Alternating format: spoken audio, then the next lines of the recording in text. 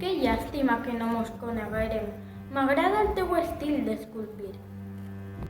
Jo, bàsicament, en el Renaixement em vaig dedicar a fer retrats.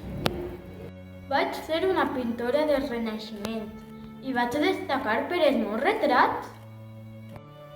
També vaig estudiar amb grans pintors com Miguel Ángel. Finalment em vaig traslladar a Madrid i em vaig convertir en pintora de la cort de Felip II.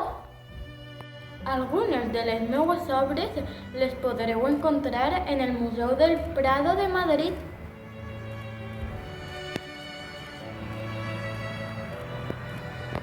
Quina sort poder-vos escoltar, com a escriptor reformista i ministre de Carles III.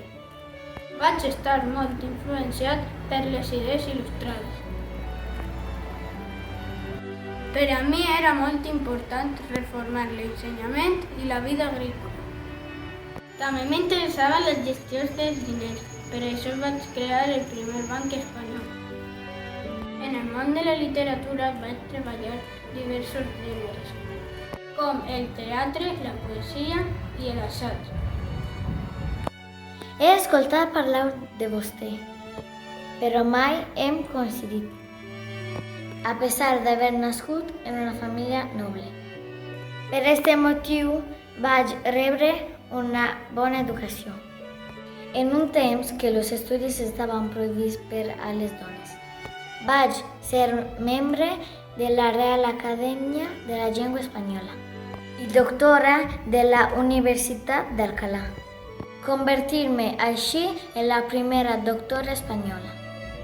M'agrada escoltar la biografia de les vostres vides. La meva vida no va ser tan erudita, però sí que va estar plena d'aventures. Als 30 anys vaig anar cap a Amèrica. Una volta allí em vaig unir amb el conqueridor Pedro Valdivia. Era l'única espanyola del grup. Vaig ajudar amb les seues expedicions per a conquistar Xile.